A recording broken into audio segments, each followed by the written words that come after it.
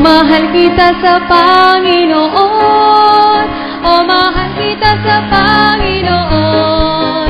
Nakikita ko kaluwalhatian niya. Oh, mahal kita sa Panginoon. Oh, I love you with the love of the Lord. Yes, I love you with the love of the Lord. I can see in you the glory of my King. I love you with the love of the Lord. Oh, I love you with the love of the Lord. Yes, I love you with the love of the Lord. I can see in you the glory of my King, as I love you with the love of the Lord. Oh, mahal kita sa Panginoon. Oh, mahal kita sa Panginoon. Nakikita ko kaluwalhatian niya. Oh, mahal kita sa Panginoon. Oh, mahal kita sa Panginoon. Oh, mahal kita sa Panginoon. Nakikita ko kaluwalhatian niya. Oh, mahal kita sa Panginoon. Oh, I love you. Oh, I love you with the love of the Lord. Oh, I love you with the love of the Lord. I can see in you the glory of my King. Yes, I love you with the love of. Oh, I love you. Oh, I love you with the love of the Lord. Yes, I love you with the love of the Lord. I can see in you the glory of my King. Oh, I love you with the love of. Oh, mahal kita sa Panginoon. Panginoon. Oh, mahal kita sa Panginoon. Nakikita ko kaluwalhatian niya. Oh, mahal kita sa Panginoon. Oh, mahal kita. Oh, mahal kita sa Panginoon. Oh, mahal kita sa Panginoon. Nakikita ko kaluwalhatian niya. Oh, mahal kita sa Oh, I love you. Oh, I love you with the love of the Lord. Yes, I love you of the Lord. I can see in you the glory of my King. Oh, I love you with the love of the Lord. Oh, I love you. Oh, I love you with the love of the Lord. Yes, I love you with the love of the Lord. I can see in you the glory of my King. Yes, I love you with the love of God. Oh, mahal kita. Oh, mahal kita sa Panginoon. Oh, mahal kita sa Panginoon. Nakikita ko kaluwalhatian niya. Oh, mahal kita sa Panginoon. Oh, mahal kita. Oh, mahal kita sa Panginoon. Oh, mahal kita sa Panginoon. Nakikita ko kaluwalhatian niya. Oh, mahal kita sa Panginoon.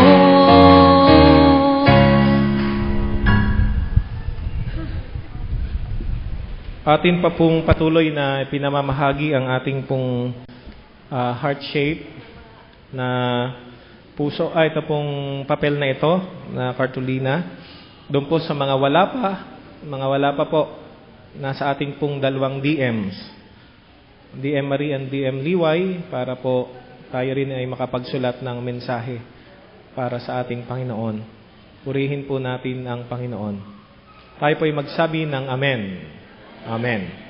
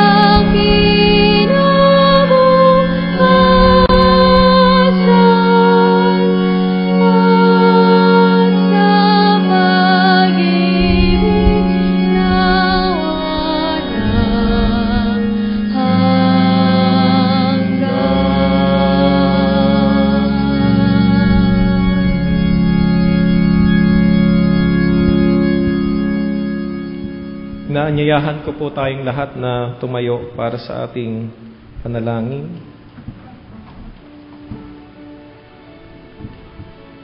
Manalangin po tayo sa Panginoon.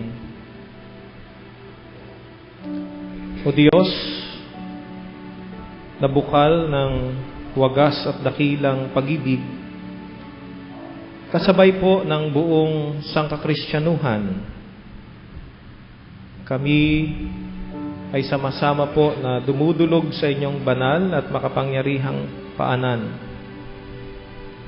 Taglay ang buhay at nagpapatuloy na karanasan ng inyong nga pong pagmamahal. Opo, aming maibiging magulang, kayo ang siyang unang umibig sa amin. Pinadalhan niyo po sa amin ang inyong nga pong walang katulad at walang kapantay na pagmamahal. Kami na hindi po karapat-dapat na paglaanan ng inyo pong pagmamahal, ng inyo nga pong pansin. Subalit, sa lahat aming Panginoon, ng amin pong mga kapahayagan ng di pagsunod at pagsuway sa inyo nga pong banal na kalooban, ipinagkaloob po ninyo ang inyong bugtong na anak, ang aming pong Panginoong Hesukristo, upang ialay ang dakilang buhay, upang kami ay tubusin at hanguin mula sa walang hanggang kamatayan patungo sa buhay na walang hanggan. Pinagdiriwang po namin, aming Panginoon, ang inyong napakadakilang pag-ibig na ito.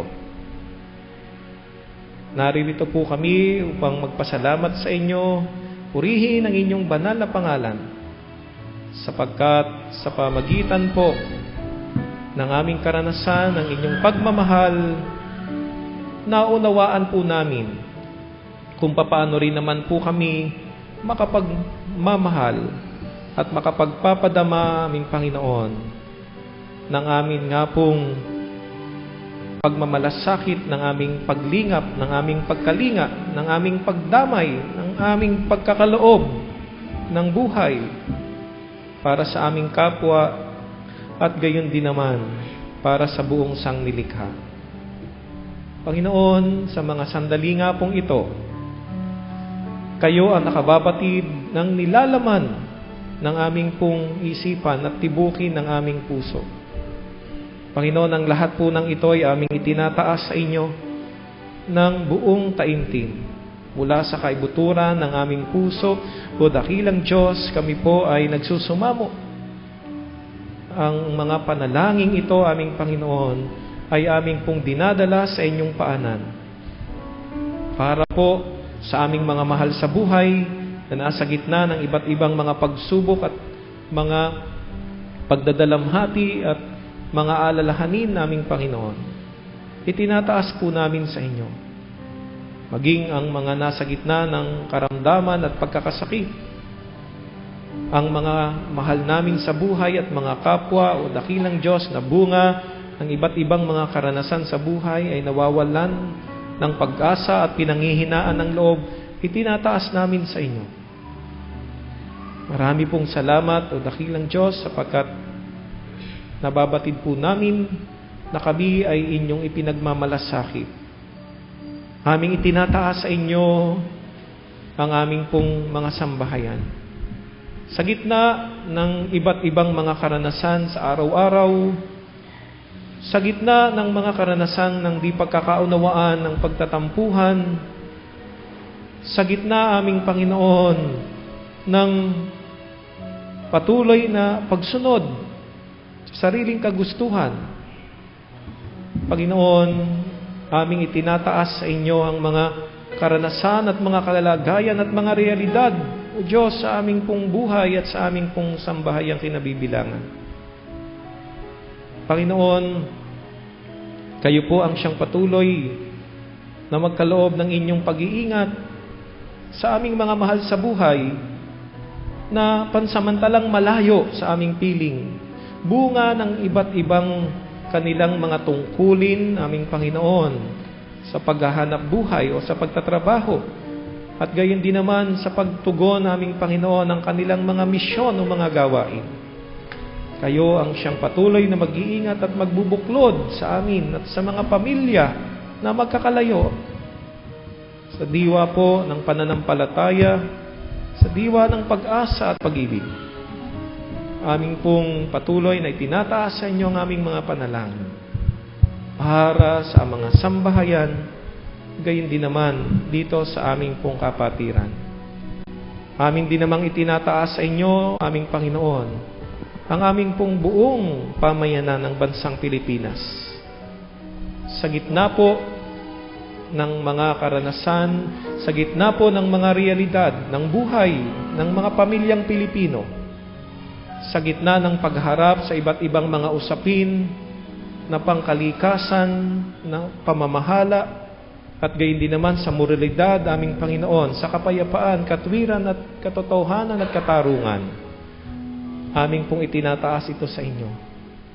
Panginoon, aangkinin po namin ang inyong mga banal na kasagutan sa pagdiriwang po namin, O Diyos, ng inyong pag-ibig para sa amin. Naririto po kami at may katiyakan ang aming mga panalangin ay inyong hapong tutugunin at ngayon pa lamang inaangkin po namin, aming Panginoon, ang inyong mga banal na mga pangako. Ang lahat po ng ito ay aming itinataas sa matamis na pangalan ni Jesus. Tayo po'y magsabi ng Amen. Amen.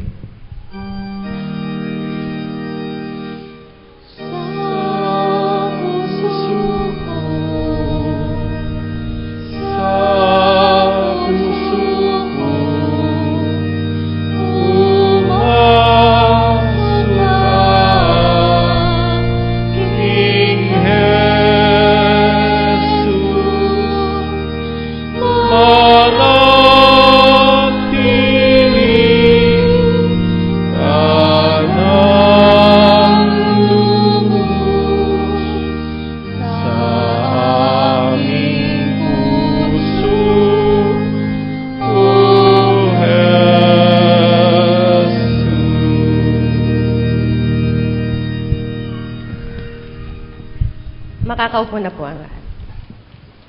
Buksan po natin ang ating mga banal na kasulatan sa unang Juan, chapter 4, verses 7 to 21. Pagbasang sagutan po. Ang Diyos ay pag-ibig. Mga minamahal, mag-ibigan tayo sapagkat mula sa Diyos ang pag-ibig. Ang bawat umiibig ay anak ng Diyos at kumikilala sa Diyos. Ang hindi umiibig ay hindi kumikilala sa Diyos, sapagkat ang Diyos ay pag-ibig. Inihayag ng Diyos ang kanyang pag-ibig sa atin nang suguin niya ang kanyang pitong na anak upang magkaroon tayo ng buhay sa pamamagitan niya. Ito ang pag-ibig. Hindi sa inibig natin ang Diyos, kundi tayo ang inibig niya at sinugo ang kanyang anak upang maging handog sa ikapagpapatawad ng ating mga kasalanan. Mga minamahal, yamang gayon kadakila ang pag-ibig ng Diyos sa atin, dapat din tayong mag-ibigan. Walang taong nakakita sa Diyos kailanman, ngunit kung tayo'y nag-iibigan, nasa atin siya at nagiging ganap sa atin ang kanyang pag-ibig. Nalalaman nating nananatili tayo sa Diyos at siya naman sa atin, sapagkat pinagkalooban niya tayo ng kanyang Espiritu. Nakita namin at pinatotohanang sinugo ng Ama ang kanyang anak bilang tagapagligtas ng sanlibutan. Ang nagpapahayag na si Jesus ang anak ng Diyos ay nananatili sa Diyos at ang Diyos na may nananatili sa Kanya. Nalalaman natin at pinananaligan ang pag-ibig ng Diyos sa atin. Ang Diyos ay pag-ibig. Ang nagpapatuloy na umiibig ay nananatili sa Diyos at nananatili naman sa Kanya ang Diyos. Ang pag-ibig ay nagiging ganap kung hindi natin kinatatakutan ang araw ng paghuhukom sapagkat tayo'y tulad ni Kristo kahit nasa daigdig pang ito. Walang kalakip na takot ang tunay na pag-ibig, sapagkat pinapawi ng pag-ibig ang anumang pagkatakot. Hindi paganap ang pag-ibig ng sino mang natatakot, sapagkat ang takot ay kaugnay ng parusa. Tayo'y umiibig sapagkat ang Diyos ang unang umibig sa atin. Ang nagsasabing, iniibig ko ang Diyos at napopoot naman sa kanyang kapatid ay sinungaling. Kung yaong kapatid na kanyang nakikita ay hindi niya maibig, paano niya maiibig ang Diyos na hindi nakikita? Ito ang utos na ibinigay sa atin ni Kristo. Ang umiibig sa Diyos ay dapat ding umibig sa kanyang kapatid.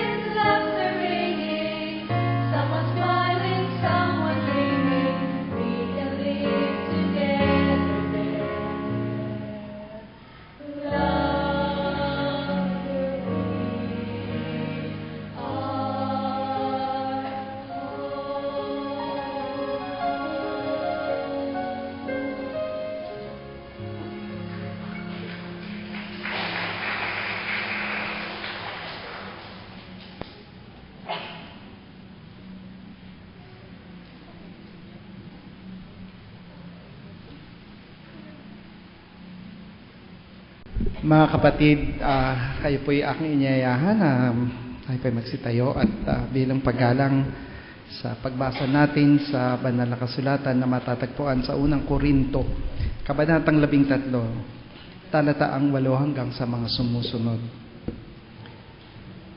Matatapos ang kakayahang magpahayag ng salita ng Diyos, titigil ang kakayahang magsalita sa iba't ibang wika, mawawala ang kaalaman, ngunit ang pag-ibig ay walang katapusan.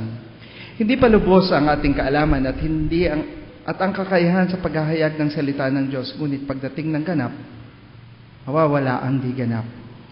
Noong ako'y bata pa, nagsasalita ako, nag-iisip at nangangatwirang tulad ng bata. Ngayong ako'y meron ng sapat na gulang, iniwan ko na ang mga asal bata.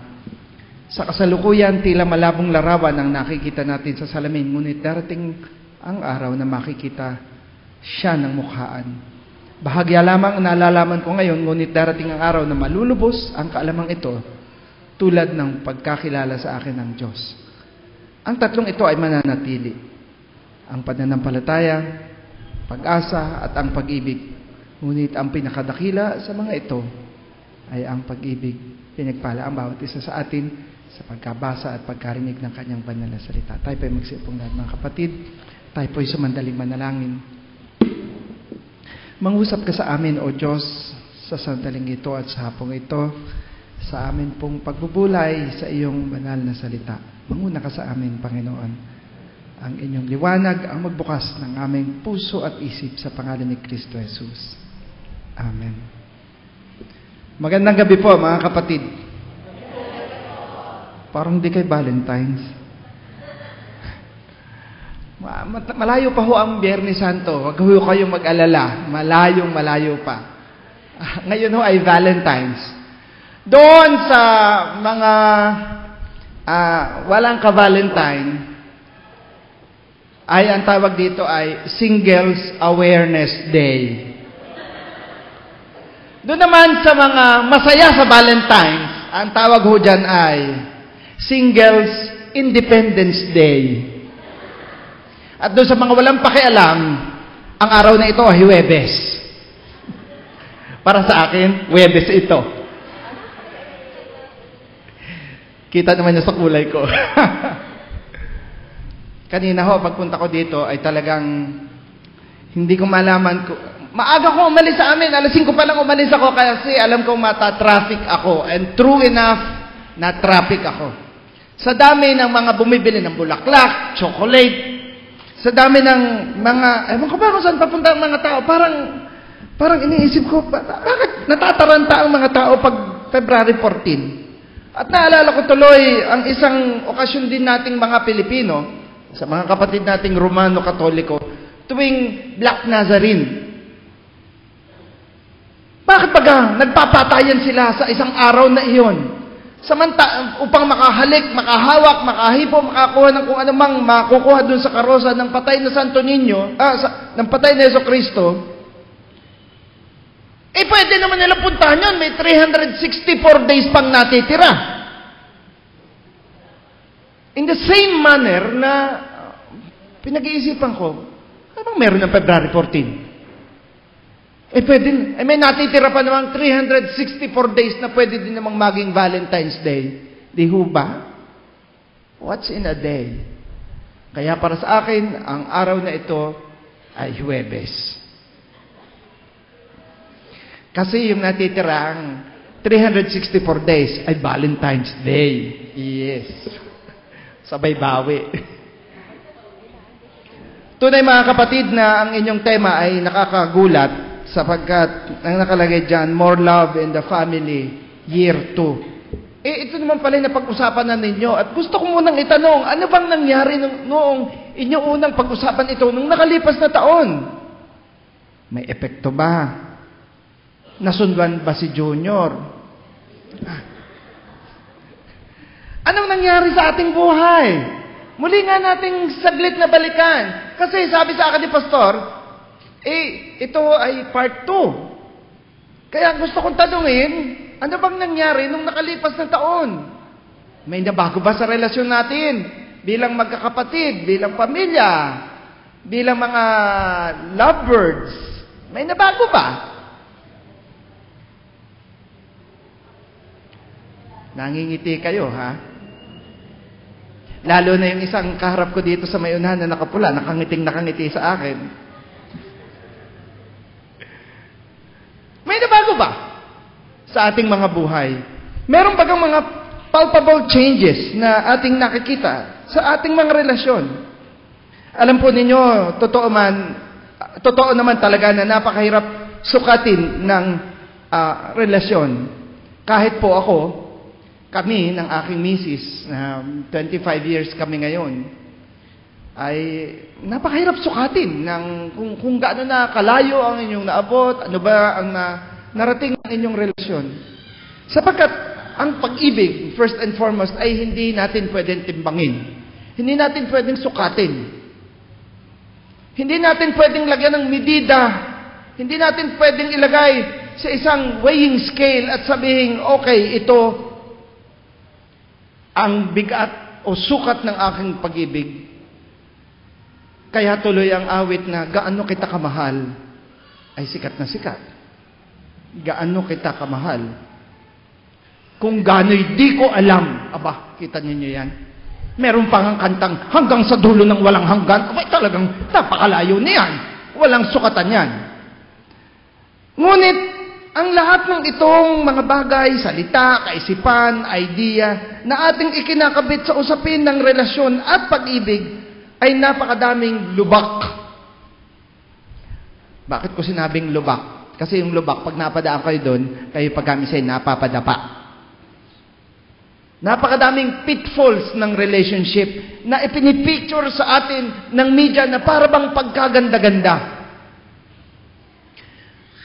Ako po'y napaka-suspicious talaga sa usaping media. Sapagkat magbukas kayo ng inyong telebisyon, manood kayo ng sine, magbasa kayo ng mga iba't ibang babasahin ngayon na pag ang pinag-usapan ay pag-ibig. Feeling ko nga, ang Valentine's Day na ito ay inimbento lamang ng 3 kumpanya. Una, kumpanya ng chocolate. Ikalwa, mga magtatanim ng roses. At ikatlo, operator ng hotel at motel. Kasama na din daw yung sumusulat ng Valentine's card. People capitalize on this subject of love. At madaling itong i-capitalize at palaging pag-usapan, love, love, love, love. Pero sa oras na ito, sasabihin ko mga kapatid, may gera sa gitnang silangan. Merong mga taong hindi pa kumakain sa sandaling ito. Merong mga taong walang masilungan sa sandaling ito. Merong mga pamilyang magkakahiwalay sa oras na ito. At meron pa rin hanggang ngayong mga magkakamag-anak pala na hindi magkasundo-sundo. At mismong sa ating iglesia, aminin man natin o hindi, kahit ipangalandakan natin ang love, love, love, pupustahan ko kayo. Magkakaaway pa rin kayo sa konsilyo. Iniintriga pa niyo ang pastor. Love! Nasaan ito? Sinasabi nating more love in the family. This is our family. This is your extended family. And a better place to show this love, hindi lamang sa ating unang pamilya na ating kinabibilangan sa ating mga kaanak, kundi sa mismong pamilya ng Diyos na ating pinupuntahan, hindi lamang paglinggo, kundi sa buong araw ng ating buhay. Aking tinitingnan ang realidad kung totoo nga bang there's love in the family. Kung sa nakikita natin naman ay ito'y taliwas at tila hindi akma. Kung ang nakikita natin ay kabalintunaan o irony, may love ngunit walang love. At dito nagkakaroon ng napakalaking problema. At mukhang kinakailangan nating muling balikan ang mga salita na sinabi sa atin ng Diyos. Muli nating suriin yung ating babasahin sa gutang kanina'y ating binasa. Ang sabi dito ganito, mga minamahal, mag-ibigan tayo sapagkat mula sa Diyos ang pag-ibig. Ang bawat umiibig ay anak ng Diyos at kumikilala sa Diyos. Ang hindi umiibig ay hindi kumikilala sa Diyos sapagkat ang Diyos ay pag-ibig. Nung po ako'y nagtuturo pa sa seminaryo, ang Diyos ay pag-ibig ay isa sa mga teolohiyang aking binigyang pansin. Balikan ninyo sa wikang Ingles. Okay, sa ating wika. God is love. Actually, hindi importante yung una at huli. Ang pinakang importante ay yung salitang is. Hindi importante yung pag-ibig. Hindi rin importante yung Diyos. Ang importante yung I, A-Y. Ang Diyos ay. Actually, nandun ang diin ng theology. If God is, underline, if God is love, yun yung nagde-define kung sino ang Diyos. Pag-isipan nyo mabuti, mga kapatid. Parang play of words lang, ano? Pero yun yung nagbibigay ng pakahulugan kung ano ang nature ng ating Panginoon. Ang Diyos ay pag-ibig. Kung ito'y mauunawaan natin, napakalaki po ng implikasyon nito. Una, ibig sabihin nun, hindi natin kayang i-produce ang pag-ibig. Sapagkat ang Diyos ay pag-ibig. Hindi natin kahit pa tambakan mo ng katakot-takot na I love you ang iyong minamahal, kahit pa buhusan mo siya ng katakot-takot na mga pinakamabubulaklak na salita, kahit pa araw-araw mo siyang dalhin sa Jollibee, hindi yung pag-ibig. Kahit pa palagi mo siyang bigyan ng rose, o kahit pa palagi mo siyang i-date, kahit pa patuloy mong ipangako ang buwan at ang mga bituin, hindi natin kayang mag-produce ng pag-ibig.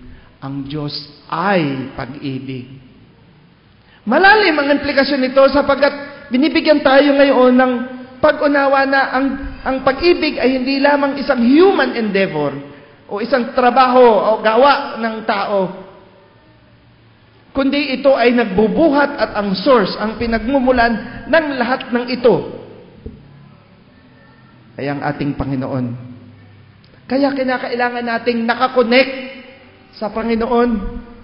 Kapag sinasabi nating more love in the family at hindi naman tayo nakakonect sa source, ang inyong pamilya ay mawawala ng charge.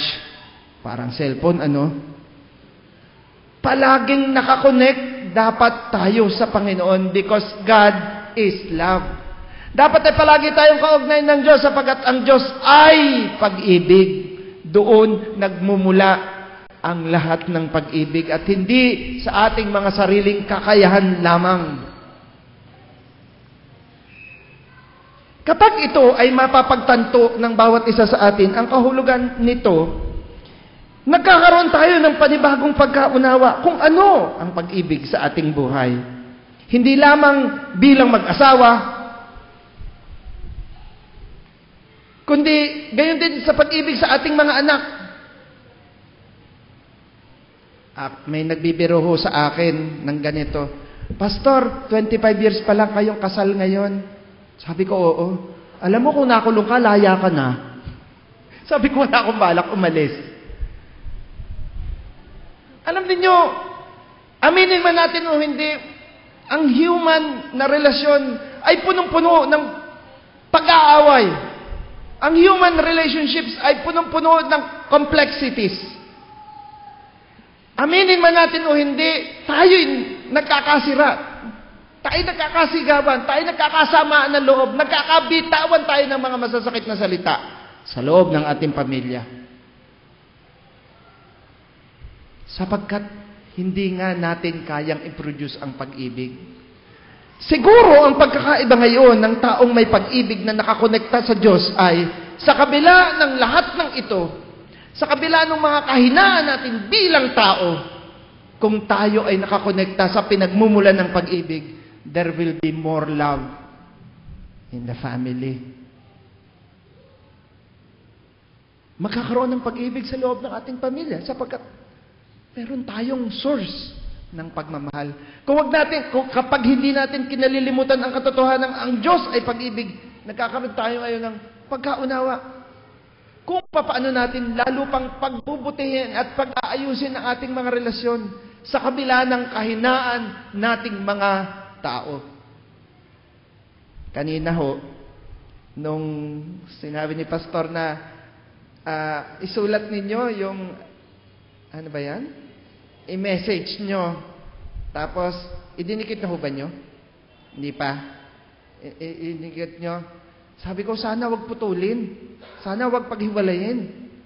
Yung puso kasi, yung hindi yan magkahiwalay. Magkasama yan. Ang mensahe mo sa iyong minamahal, bagamat gusto mong sabihin sa Kanya at ipakita sa Kanya, ay siya ring mensahe natin sa Panginoon. At gusto nating sabihin sa Panginoon, Panginoon, ito yung mensahe ko sa aking asawa. Kahit pa ako palaging inaaway. Pero ikaw ang pinagmumulan ng lahat ng ito. Panginoon, ito ang aking gustong sabihin sa aking minamahal na gusto ko ding sabihin sa iyo. Sapagkat yan ay hindi magkahiwalay. Palaging magkasama yan.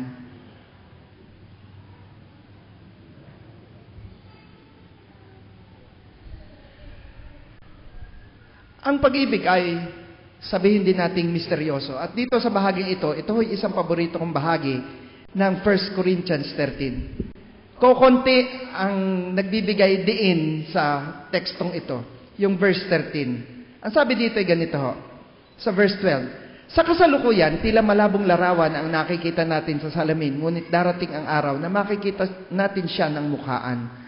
Bahagya lamang ang nalalaman ko ngayon, ngunit darating ang araw na malulubos ang kalamang ito tulad ng pagkakilala sa akin ng Diyos. Alam ninyo, kung babasahin ninyo itong 1 Corinthians 13 ng seryoso, anong koneksyon nito sa love chapter? Wala.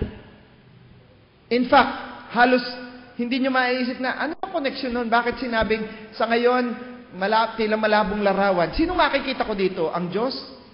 Actually, hindi. Hindi natin pwedeng makita ang Diyos ng mukhaan. Ngunit, sinasabi dito, sa kasalukuyan, tila malabong larawan ang nakikita natin sa salamin, ngunit darating ang araw na makikita natin siya ng mukhaan. Hindi po Diyos ang binibigyan dito ng diin. Hindi siya ang subject dito. Makikita natin ang mukhaan ng kahulugan ng Diyos kung ginagawa natin ang pag-ibig. Gusto niyong makita ang nature ng Diyos? Pues, umibig ka. Sa ngayon, sabi dito, ay tila malabong larawan lang ang ating nakikita. Of course, dahil may misteryo ang pag-ibig. Hindi po natin alam kung paano ang umibig ng lubusan.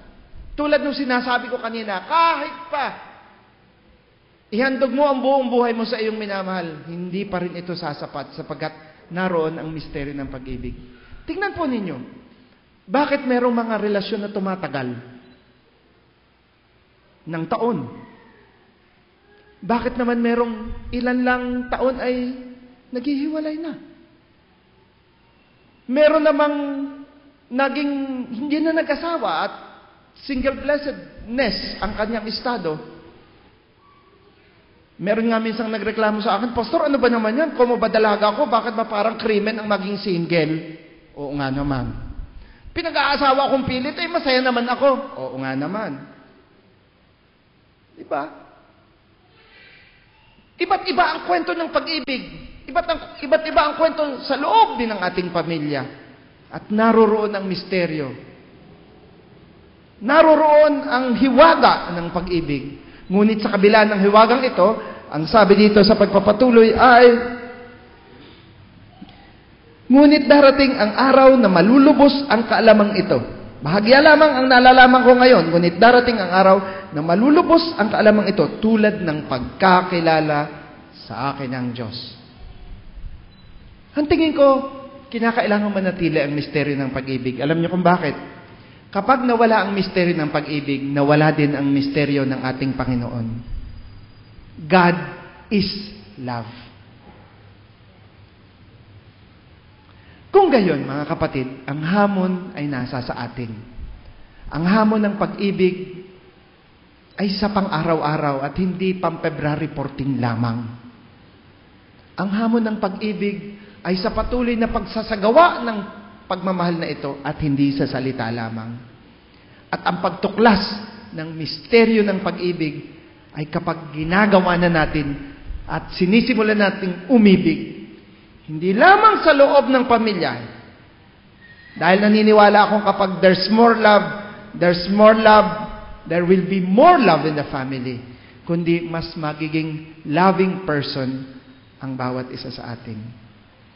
Kung ito ay may isa sa buhay natin at gagawin nating hamon, palagay ko, matutupad din yung sinasabi dito sa sulat ni San Pablo sa kanyang pagpapatuloy sa huling bahagi ng unang Korinto 13. Ang tatlong ito ay mananatili. Ang pananampalataya, pag-asa, at pag-ibig. Ngunit ang pinakadakila sa mga ito ay ang pag-ibig. Pinagpala tayo ng Panginoon sa pangalan ng Ama, Anak, at Espiritong Banal. Amen.